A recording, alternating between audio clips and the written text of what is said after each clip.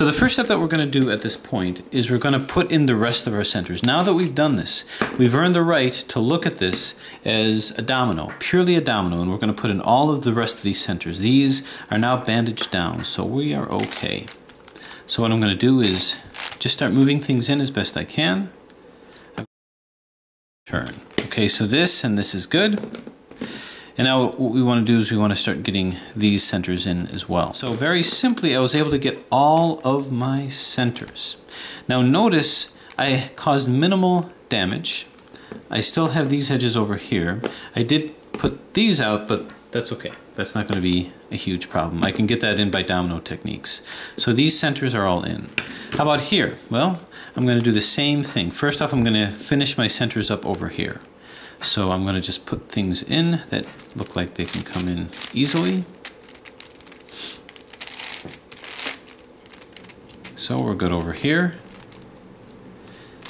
And then just see if I can double things up, bunch things up. So I have these two that I can do. Move it out of the way, move it down, and now start moving it back. And zoom. And nothing more to double up, so I just got to do it the old-fashioned way. Turn, turn, turn, turn, turn, turn, and turn.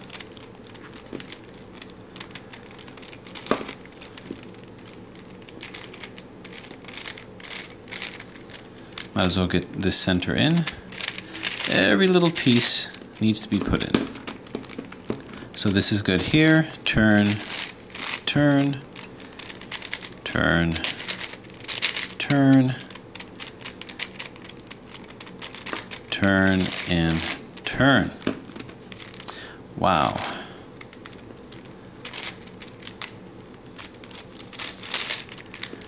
Turn, turn, turn. So it's just a higher order version of this, even layered, and turn. Okay, step by step. Unfortunately, I couldn't double up on any. Turn, turn, turn, turn, turn, bang, zoom.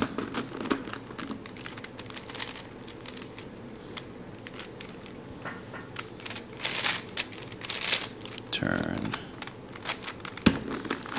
turn, turn, turn, turn, turn, and turn. Okay, and lastly, finally, on this portion, top and bottom center solve, turn, turn, turn, turn,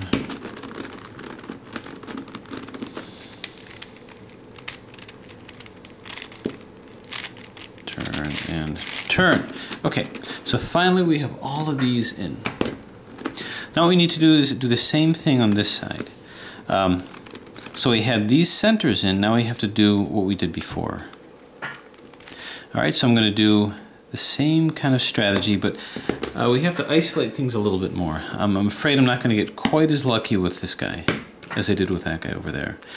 So this is all in, so I might as well work on the orange part. This red is all in as well. So I'm going to move this off to the side.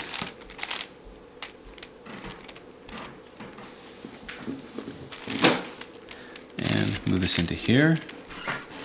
And then move this off to the side. And move this into here. Okay, once I've done that, I'm not going to worry about these, I'm just going to worry about these guys over here. So, double turn this. So now this is in, and this is in. These guys are in. So, I'm going to substitute these with other ones that are out. And by doing this, you're actually going to make use of various opportunities. Turn and turn. Okay. So what can I do here? Well, I'm putting in the oranges and I'm putting the reds. If I turn this like this, then this can be coordinated with this over here, like so. Okay, so now notice we only have a couple more layers to deal with. So where's going to be our workspace? We'll say this is our workspace over here. And all of these middle layers, except for this, are in. So we're going to work on this. I have orange here. As long as I put an orange here, then it's complementary. Which means no matter what I do, it's not going to mess it up. So this orange is complementary with this. So I'm free to work on this and this. And that should work. What about here? Well, these guys aren't in anyway, so we really don't care. But maybe I can put the proper one over here. So what about the green and blue? Is there green and blue here? There's this. So why don't we transport this to here so it can coincide with this? To do that, double turn, turn here, double turn, turn here. Okay, so that should cause a couple good things to happen. Move this in here, and now I have this here, and I have this here. So I basically put in all of my middle layers, all of the middle edges here.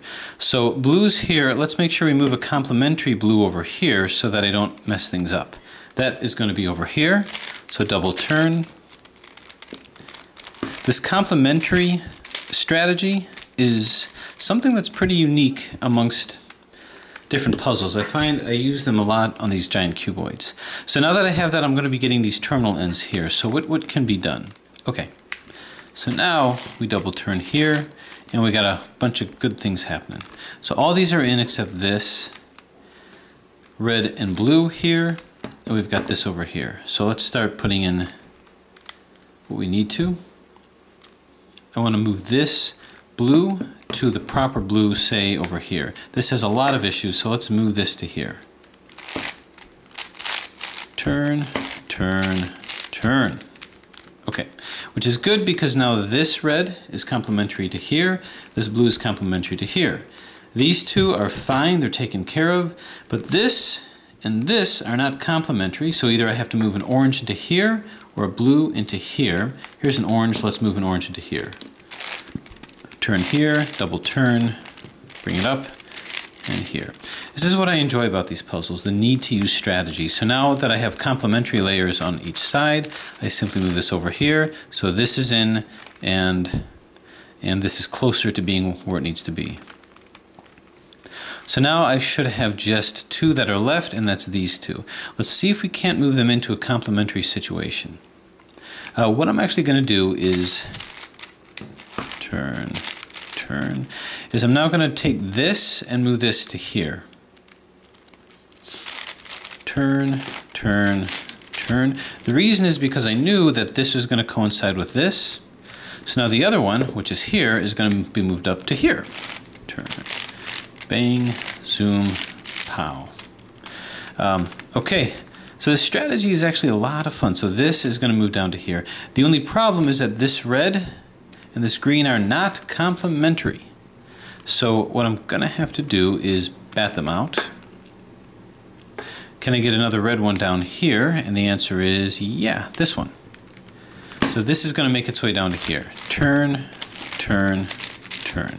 And although it might seem a little confusing, I've got everything complementary to each other, including the two that have to be put in. So I just go bang. And now all my 1 by 1, 2, 3, 4, 5, 6, all my 1 by 6 bars are fine, and this is lined up over here. So now what I'm going to do is put in the centers. Now I have to take a careful consideration because it's not like this. I could just put it in and it's already known where it is, where these edges are supposed to be, these centers are supposed to be, because it's odd layered. This is even layered, so I've got to be sure of where things are. If I define this as, say, the red center, I know that because of this corner, if this is the yellow top, this must be the green center. So that's how I'm going to do it. This is going to be red, so I'm just going to move all the red ones in.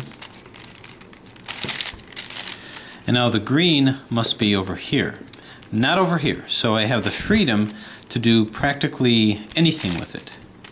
I just have to do it right. Turn and turn.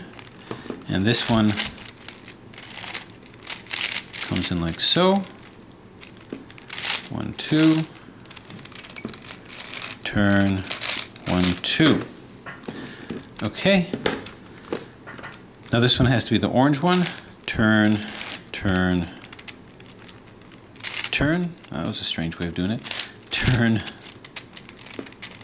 turn, turn. Bring this in, out, and back. Okay, so centers are in. We now have center placement. The next step is edge placement. In this case, I've got these 3, I need to put these in. I've got these 4, I need to put these in. So I managed to coordinate this pretty well from our solve in order to make that happen. So we're going to continue with the process of edge placement. We'll start off with the greens. Alright, so that's the bottom, and now we have but to do the top and seeing if there's any issues with parity. Let's do this one real quick as well. So we have all the yellows here and reds, well, all the oranges. Let's find the other oranges here. Turn,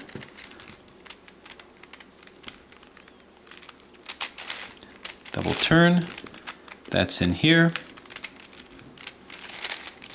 And now this one. Okay, now this large monster side is done. So turn, turn, turn, blue and yellow. Where's the other blue? Right here. So this part is not too complicated, not too difficult, not too taxing on the imagination. Move it out of the workspace. Now I put in the reds. Here's 2 reds, so put them both in. Bang, bang. So that's okay. At this point, you've earned the right to go quick. Turn, turn, turn. Now we have the greens left to do. Here's some greens. Turn. And where's the final green? Right over here. Turn, turn, turn. Bring this down and turn. Okay, so same as before. Put all the yellows to one side. And now we get this back. See what needs to be done. This one is fairly easy, so bang. Now we get our cross. This comes here. Line this up with the various centers. This goes here, and we're good. Okay, so now we have yet to do the final edge placements. Okay, now the moment of truth. Putting in the final layer over here. So what it is I'm going to start off, this is an odd layer, so there's a middle, and then there's these 2. I know that we're using these. Actually, we already put these 3 in, so we just need to put these 2 over here. So we can see that here's an orange.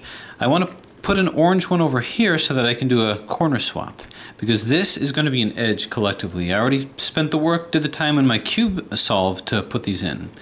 I see that the orange one is here. If I do an adjacent or an opposite edge swap of these 1, 2, 3, 4, 5, of these 5 together, this will come here, but when it does that, this will end up over here so that I can swap it to here. So we're going to go to R, to U, to R, to U, to R, to U. And there it is here. Ignore this for now. So what I'm going to do is I'm going to use these as edges here. Actually, these will be edges, and these collectively will be corners. Now, I do want to point out that the reason why you could potentially get parity here is because I'm pretending like they're corners, but they're actually not. Corners, by definition, are the ultimate calibrator of every puzzle of every cube. Why? Because you don't reduce them. They always have the proper configuration with each other, and they're never taken out of that.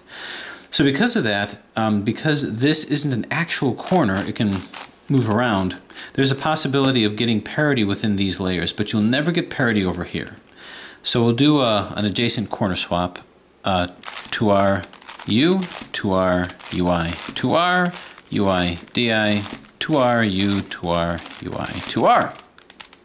Haha, ho ho, we got it. So we have these 2 in, okay, not these, so this is going to move off to the side. So we've got these 2 and these 2. If this were actual corners of this puzzle, that would never happen. But because they're fake corners, and because they were reduced, this is an example of the floppy parity. So we've got it over here. We've seen this before. You've seen me do parity solves. What needs to happen is that we need to do some flip-flopping where this comes here and this comes here, and then we'll be fine. So we're going to do the Red Bull algorithm in order to move this up. Because once again, if we do that, this will move up and flipped. Then we're going to flip this around and do the same thing. So we're going to go 2R, 2B, 2U, L,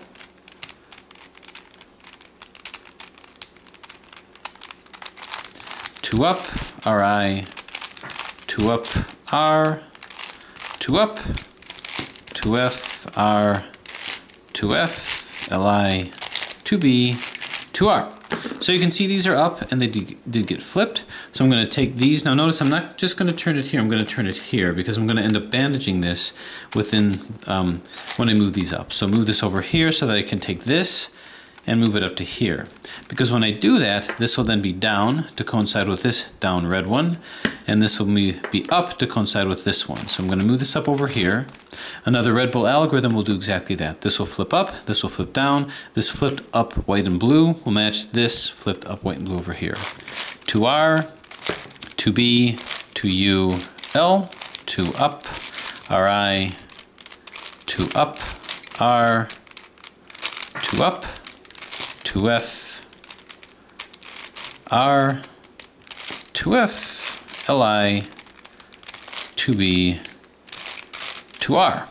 So then we then just move this over to here, and now we've got these two in conjunction with each other, and these two in conjunction with each other. So one more Red Bull. 2R, 2B, 2U, L, 2 up, RI, 2 up, R, 2 up, 2F, R, 2F, LI, 2B, 2R. Once we do that, we then move this back, and inevitably what's going to happen, so these are in, we've got all these pseudo corners in place. We have to get this center back, and that's easy. Move this to the side here. In this case, it's 3.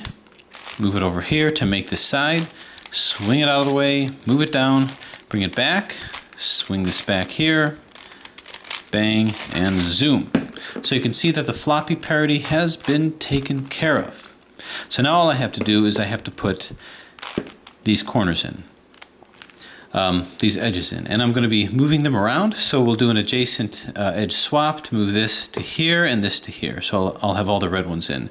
Now when I do this, I'm going to end up with placement issues here and here. So 2R, U, 2R, U, 2R, 2U, 2R, 2U, 2R, U, 2R, UI, 2R. Still treating these as corners, and as you can see, this is now in. We've got placement issues here, but we're about to take that out as I move this pseudo edge into these pseudo corners. 2R, 2U, 2R, 2U, 2R, 2U, and we got it. So basically, we have now reduced all of our edges and all of our centers using cuboid strategy. And the rest is what you have seen before. So what we're going to do is go ahead and continue the scramble from here. But let's go ahead and take a look at this now and see what we've got. So we've got these two over here. Yep, I already know that I've got floppy parity. So what I'm going to do now is I'm going to take this and move this over to here, so I've got the parity portions opposite each other. So move this as one solid edge, 2R, U, 2R, U, 2R, 2U, 2R, 2U, 2R, U, 2R, UI, 2R. Now the reason why I'm going through this with both is to show you that no matter how big it is, 5 by 7 by 7, 6 by 8 by 8, the strategy is exactly the same, and the technique is the same, and the parities are the same. If I had a giant brick, say, you'd find, and as I'd shown you with the 3 by 4 by 5 and the 4 by 5 by 6, I showed you how each one has its own parity, and I actually showed kind of tandem solves of those where you saw the various parities that looked exactly the same. I'm showing the same thing here, that the strategy of this guy and this guy is very different. even if the layers are the same or similar, this is a lot like giant versions of the bricks as opposed to this. So now we just, now as we have this opposite, we're going to do exactly the same thing. Red bowl so that I can move these two. Now this is unlike this guy where I had to do each one separately. This was 3-layer over here, so I had to do these two and these two separately. Because it was 3-layer, I only had one edge available to me. So we'll go ahead and do it. Just the outer area here, to R, to B, to U, L, to up, RI, to up, R, to up, to F, R, to F, LI, to B, to R. Okay, once we do that, we now, once again, move this down, bring this up over here to cause the right switches so that this up orange will match this up orange over here. So, to R, to B, to U, L, to up, RI, to up, R, to up, to F,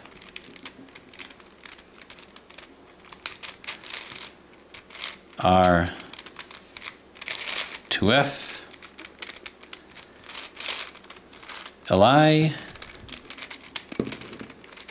to B, to R. Okay, now it's just a simple placement of this over here. So these two match up, to R, to B, to U, L, to up, RI, to up, R, to up, to F, R, to F, LI, to B, to R. So we're good.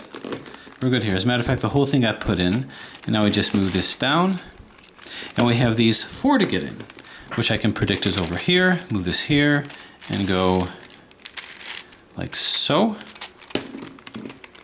Putting this whole one in. So again, it doesn't matter how giant these cuboids become, or how big. It's really just more complicated versions of what you've already seen. And if you yourself want to make a mod, or you yourself want to design this, you can use the same strategies. So this is in, and now we just have to move these edges in with these pseudo corners. Might as well put this in over here. So really just an adjacent edge swap. These two, or opposite edge swap. To R, to U, to R, to U, to R, to U. Okay. So what that did is that put those in, but because we ended up with an odd one out, we end up with placement issue here. So how are we going to do that? Well, I don't want to put it in the way that I put it in last time. When I wasn't dealing with the edges, it's going to put the edges out. So what I'm going to have to do is I'm going to have to isolate this with a parity algorithm that swaps these two. Because this is even layered, we're able to do that. So hold it over here and go to U, to R, then a deep to F,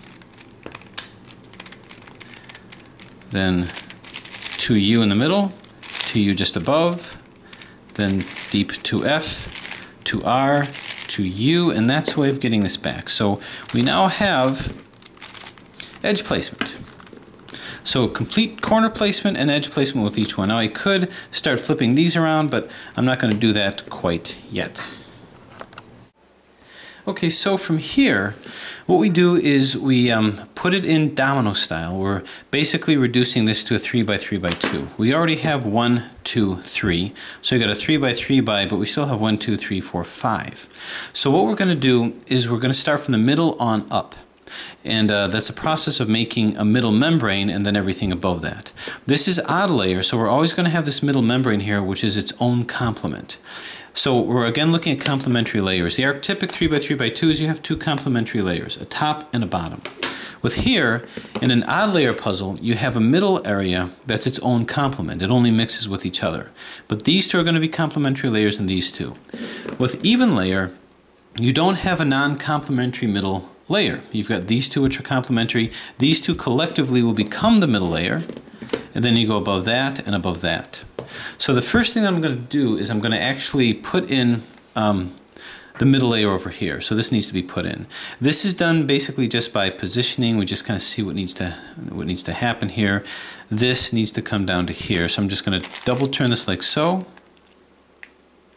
Double turn this like thus. Double turn this like such. And double turn this back.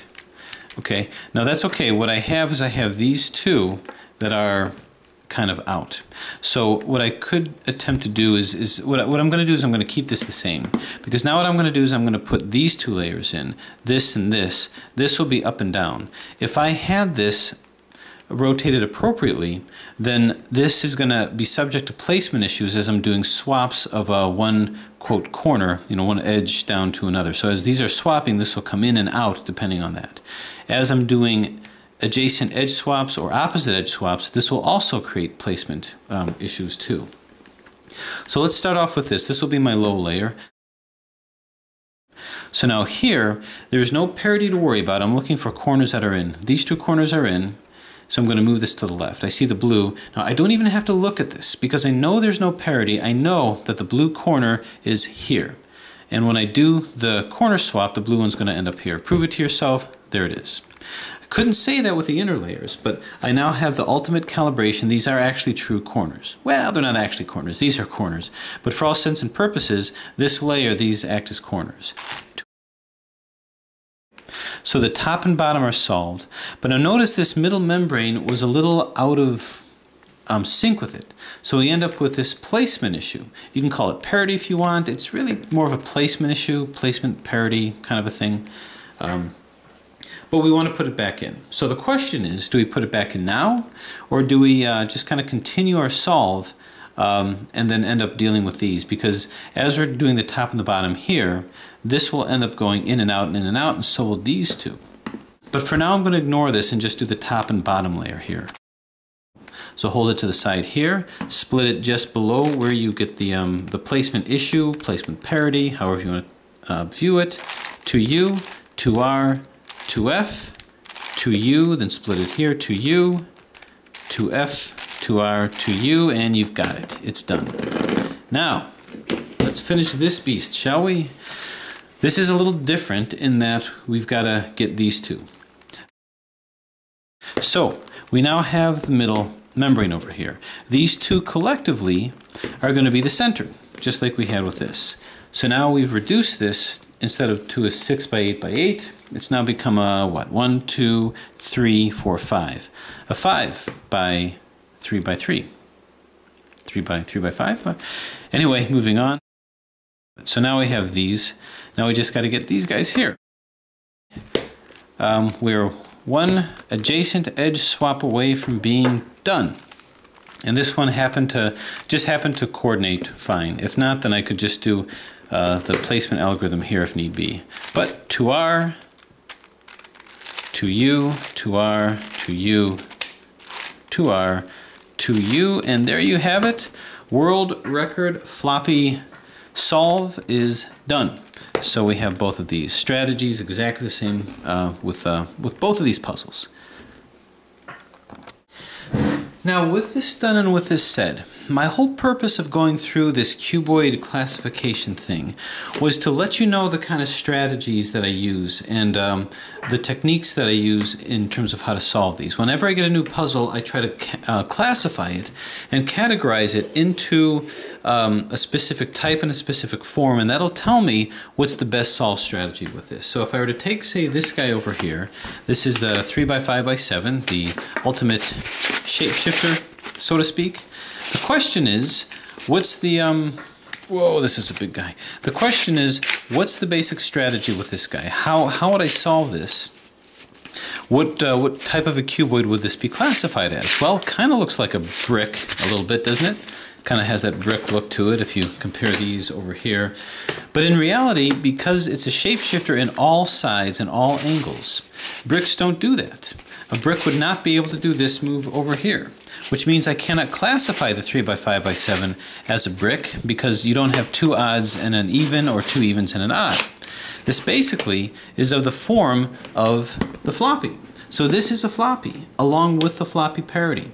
And at some point, I'm going to go through a solve with this. I'm still waiting for one more to go through it, but this actually has a floppy parity done exactly the same way. And that's because it's of the form of n by n plus p by n plus p, where p is any even number. It just turns out that the two p's are two different numbers. So this is actually a floppy.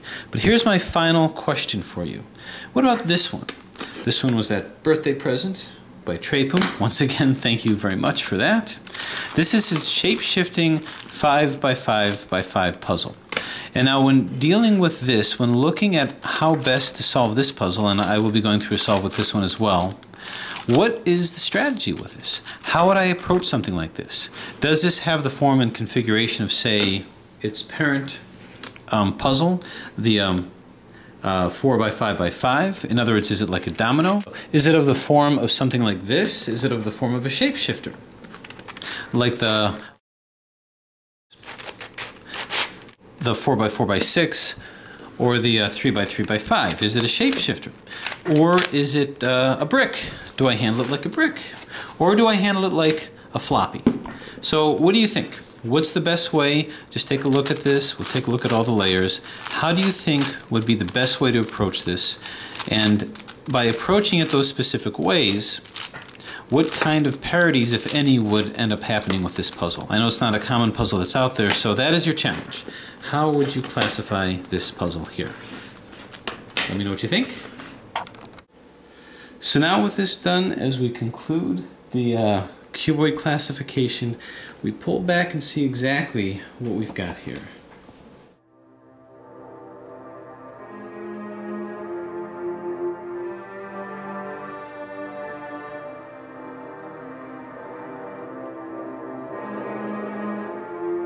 And so now we bid farewell to our most ambitious of collections, from domino to shapeshifter to brick to floppy, pulling away from a veritable galaxy of creations and inventions.